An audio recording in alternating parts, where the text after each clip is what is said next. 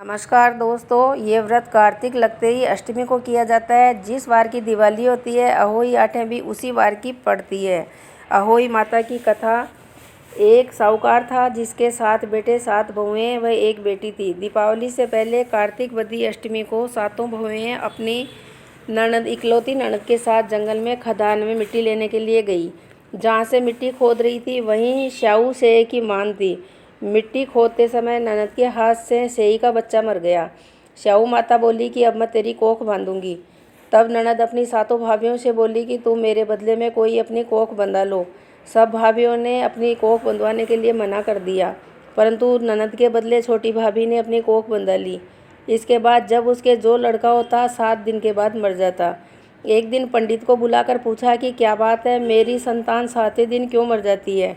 जब पंडित जी ने कहा कि तुम सुरई गाय की पूजा किया करो, काली गाय श्याऊ माता की भाईली है, वह तेरी कोख छोड़े तब तेरा बच्चा जिएगा। इसके बाद वह प्रातःकाल उठकर चुपचाप काली गाय के नीचे सफाई आदि करके आती। गौ माता सोचती कि आजकल कौन मेरी इतनी सेवा कर रहा है, सो आज देखना है। गौ माता खूब तड़के उठी तो क्या देखती है कि साहूकार के बेटे की बहू उसके नीचे सफाई आदि कर रही है। गौ माता उससे बोली कि तेरे को किस चीज़ की इच्छा है जो तू मेरा इतना काम कर रही है। साहूकार की बहू बोली कि श्याऊ माता आपकी सहेली है, उन्होंने मेरी कोख बांध रखी है, सो मेरी कोख खुलवा दो। गौ माता ने कहा कि अच्छा।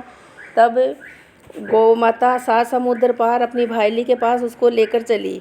रास्ते में धूप पड़ रही थी, इसलिए दोनों एक पेड़ के नीचे बैठ गई। थोड़ी देर में एक सांप आया और उसी पेड़ पर गरुड़ पक्षी का बच्चा था, उसको मारने लगा। तब साहूकार की बहू ने सांप मारकर ढाल के नीचे दबा दिया और गरुड़ के बच्चे को बचा लिया। थोड़ी देर में गरुड़ पक्षी आई तो वहाँ खून पड़ा देखकर साहूकार की बहू के चोंच मारने लगी।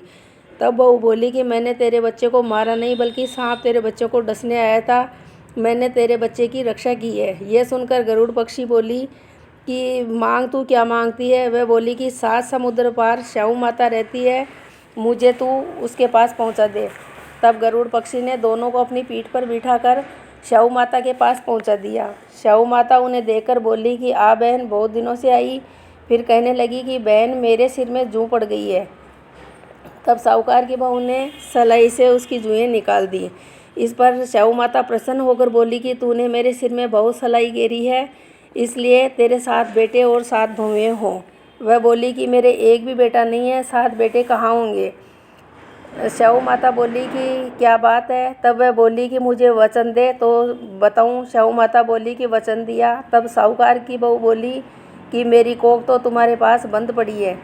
यह सुनकर श्याऊ माता बोली कि तूने मुझे ठग लिया, मैं तेरी कोख खोलती तो नहीं, परंतु अब खोलनी पड़ेगी। जा, तेरे घर तुझे 7 बेटे और 7 बहुएं मिलेगी। जाकर उजमन करना, 7 अहोई बनाकर 7 कढ़ाई करना। वह लौट कर आई तो वहाँ देखा कि 7 बेटा 7 बहू बैठी है। वह खुश हो गई, उससे 7 अहोई बनाई, उजन किया तथा 7 कढ़ाई की। अष्टमी के दिन जिठानियाँ आपस में कहने लगी कि जल्दी जल्दी धोख पूजा कर लो, और अपने बच्चों से कहा कि अपनी चाची के घर जाकर देख कर आओ कि अभी तक वो रोई क्यों नहीं। बच्चों ने जाकर कहा कि वह कुछ मान रही है, खूब उजड़ हो रहा है। यह सुनते ही जिठानियाँ दौड़ी दौड़ी घर आई और जाकर कहने लगी कि तूने कोख कैसे छुड़ाई। वह बोली कि तुमने कोख बंधा ही नहीं, मैंने कोख बंधा ली थी, अब श्याऊ माता ने कृपा करके मेरी कोख खोल दी है। श्याऊ माता ने जिस प्रकार बहू की कोख खोली उसी प्रकार सबकी खोले। जय हो अहोई माता की जय।